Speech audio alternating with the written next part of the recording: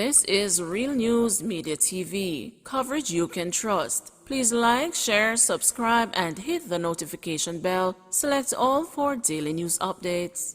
Good afternoon, my Real News Media TV family. Welcome back to the channel for another news update for February 10, 2023. And in the news this afternoon, a technician charged after firearm and ammo seized in Portmore. A technician has been charged after a firearm and several rounds of ammunition were seized on Passage Fort Drive in St. Catherine on Thursday, February 9. Charged with possession of a prohibited weapon, unauthorized possession of ammunition, being armed with an offensive weapon, and the possession of identity information is 28-year-old Chevon Brown, otherwise called Van of Waterford in the parish. Reports from the Portmore police are that about 2:40 p.m., lawmen were on patrol in the area when Brown was seen walking along the roadway with a black knapsack. Upon seeing them, Brown started acting in a manner that aroused their suspicion. He was accosted, searched, and one Smith & Wesson .40 firearm fitted with a magazine containing 8.40 rounds of ammunition were found in his bag, along with 2 lead sheets containing foreign nationals' personal information. In addition, a ratchet knife was taken from his waistband. Bail extended for man charged in multi-million-dollar drug bust at the Norman Manley International Airport. Robert Chen's bail was extended when he appeared in the Kingston and the St. Andrew Parish Court on Friday in relation to a multi-million-dollar drug bust. The 56-year-old is charged with possession of cocaine, dealing in cocaine, attempting to export cocaine, and a conspiracy to export cocaine following the seizure of 12 kilograms of the drug on January 2. He was first granted $700,000 bail on humanitarian grounds when he appeared in court on January 6. Chen reportedly has problems with his kidneys. He was also ordered to surrender his travel documents and stay in Mona, St. Andrew. The prosecution noted that while it had received a number of documents, including the scene of crime statement, statements from 2 scene of crime officers, as well as one from the investigating officer, there were some that were still outstanding. These included a further statement from scene of crime officers, 2 statements from corroborating officers, and the witness statement from the aviation manager. Allegations are that Chin was attempting to board a flight at the Norman Manley International Airport to the United States of America about 7 a.m. when a search of his luggage was conducted, and the illicit drug with an estimated street value of US $600,000 was allegedly found.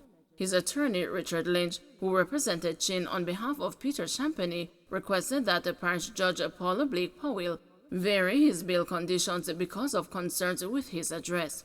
Justice Blake Powell ordered that the application for bail variation and a partial disclosure be heard on Wednesday, February 15. Meanwhile, March 29 has been set as the date for the prosecution to present all outstanding documents. Laborer shot dead in Montego Bay. A man was shot and killed by armed men along St. James Street in Montego Bay, St. James on Friday morning. The deceased is believed to be 25-year-old Steve Henry, otherwise called Zeeks, a laborer of Fisherman's Lane in Hendon, Norwood. The Barnett Street police say about 3:10 a.m., an alarm was raised after gunshots were heard coming from a section of St. James's Street. On arrival of the police, Henry was discovered lying along the roadway in a pool of blood with gunshot wounds to the back of his head. The scene was processed and the body removed to the morgue for post-mortem. St. Mary man sentenced to almost 18 years in prison for molesting children. Sheridan Shepherd, the St. Mary man who pleaded guilty to sexually molesting a number of children in the parish 2 years ago, was today sentenced to almost 18 years in prison. Shepherd, who has been in custody since June 2021, was sentenced to 17 years and 11 months when he appeared before the Home Circuit Court this afternoon. He is to serve 12 years before becoming eligible for parole. Prior to handing down the sentence, Justice Simone Wolfe-Rees took into account the aggravating and mitigating factors, social inquiry report, and his antecedent report.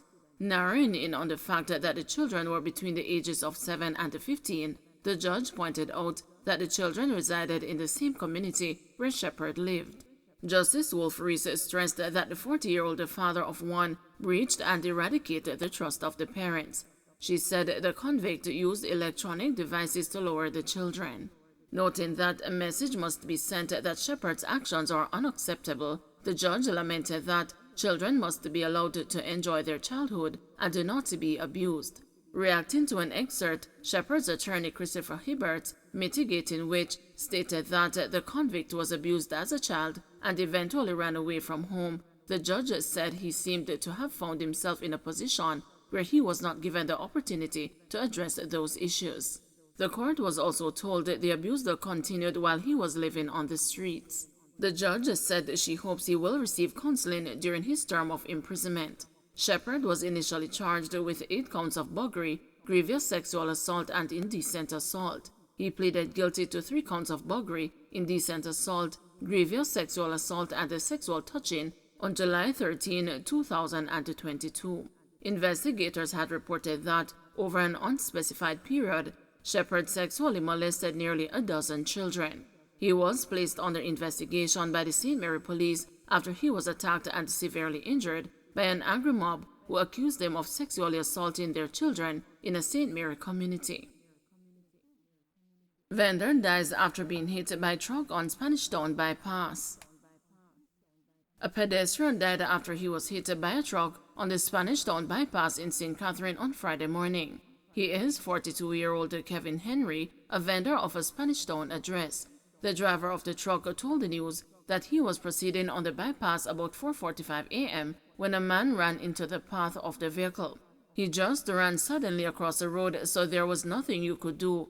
That's a truck, and when a truck is carrying weight, it doesn't stop that easily, he said. He added that the man had been wearing dark clothing. I was going up to the bridge. In that dark spot there, you just run across. So there's nothing I can do because the road was very lit or dark. He was in a dark clothing, but he just ran suddenly across. So there's nothing you could do. That's a truck, and when truck can wait, it doesn't stop that easily. Indicom looking forward to addition of more police body-worn cameras. The Independent Commission of Investigations has welcomed the announcement by the Police High Command that more body-worn cameras are coming. Police Commissioner Major General Anthony Anderson announced that the infrastructure is in place to support a wide-scale use of the cameras, adding that more of the devices will be acquired in the upcoming fiscal year. Indicom Commissioner Hugh Faulkner said the use of body-worn cameras will further enhance transparency and accountability within the force, leading to greater public confidence. We are of the view that body-worn cameras would assist the expediency in investigations by Indicom and augurs well for public confidence, in addition to providing obvious lessons for learning in police-citizen interactions. Furthermore, body-worn cameras can absolve officers where complaints are made against them erroneously or falsely. The Commission believes that procuring body-worn cameras is a worthy initiative which should be championed, funded, and accepted by all.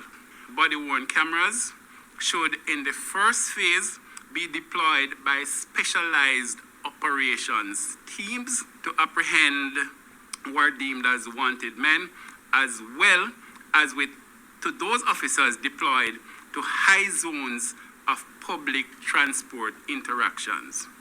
And for completeness, let me state that I have been advised that the Public Safety and Traffic Enforcement branch of the JCF will be among the recipients of body-worn cameras.